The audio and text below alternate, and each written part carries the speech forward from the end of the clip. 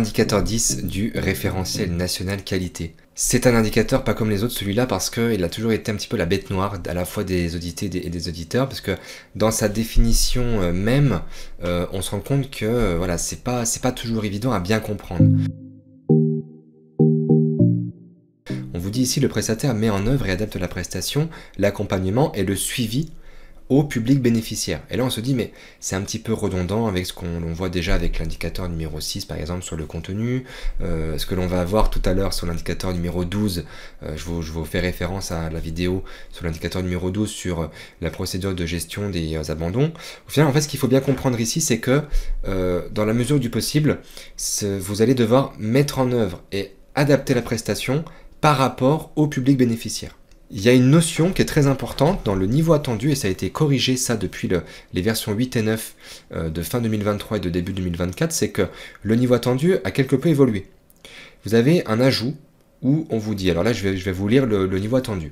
La prestation est adaptée aux situations et profils des bénéficiaires lorsque l'analyse du besoin en établit la nécessité. Et ça avant c'était pas précisé, donc ça voulait dire que c'était finalement voilà, même une formation de catalogue où il n'y avait pas forcément une nécessité d'adaptation au sens strict parce qu'il n'y en avait pas forcément besoin. Voilà, là ça apporte quand même une grande souplesse et une lecture plus claire et plus pragmatique de cet indicateur. Alors pour évoquer un petit peu tous les points sur cet indicateur, déjà par rapport aux obligations spécifiques, vous allez voir, mais chaque catégorie d'action, parce que pour rappel c'est un indicateur commun d'appréciation, donc qui va concerner la formation, les bilans de compétences, la VAE et l'apprentissage. Donc pour ces 4 catégories, vous allez avoir des obligations différentes. Je vais revenir dessus juste après. Vous avez des exemples de preuves, que ce soit pour les CFA, pour les PSH, pour les autres catégories. J'insiste sur un point, et là je rebondis sur les différentes vidéos des indicateurs 4, 5, 6, 7 et 8. Rappelez-vous, on était sur des indicateurs critiques. Et bien là c'est pareil, l'indicateur 10 est un indicateur critique au sens où même le respect partiel ou ponctuel de cet indicateur va faire l'objet d'une non-conformité majeure. Et ça c'est important.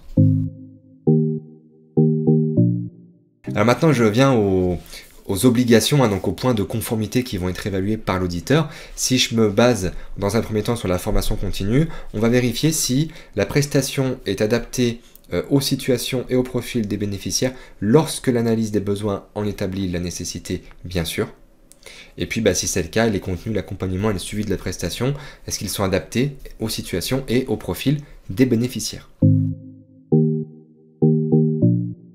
Pour les bilans de compétences, c'est la même chose avec l'obligation spécifique supplémentaire qui va être de vérifier, donc ça c'est l'auditeur qui le fera par échantillonnage, va vérifier si la convention de prestation précise la durée, le coût, le planning prévisionnel, la description des 3 étapes du bilan de compétences, la description des moyens, des outils, des méthodes, des modalités pédagogiques et les postures utilisées. Donc c'est quand même très complet, et voilà, là tout simplement on est sur une obligation où c'est oui ou non, quoi.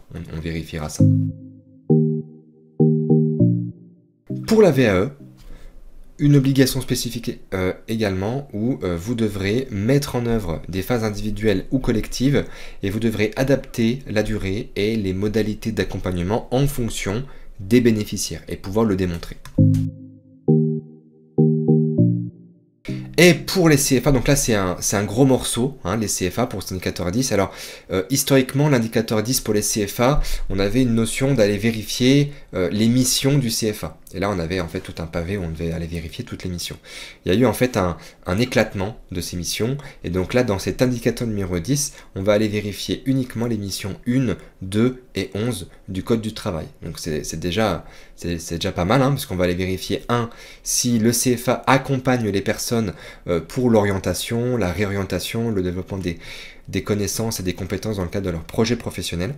Un deuxième point pour les personnes en situation de handicap, où le CFA a aussi une responsabilité dans la recherche d'emploi et dans l'intégration, tant en CFA d'ailleurs qu'en entreprise, pour le bénéficiaire.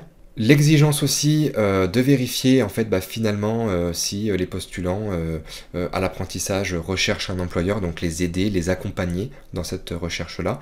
Et aussi également, donc ça c'est le point 11, c'est d'assurer un suivi, un accompagnement des apprentis quand la formation est dispensée en tout ou partie à distance. Voilà pour cette partie-là, donc un indicateur qui est quand même assez complet, voilà, qu'il faut bien comprendre, quelle que soit la catégorie d'action à laquelle on souhaite se préparer. Merci.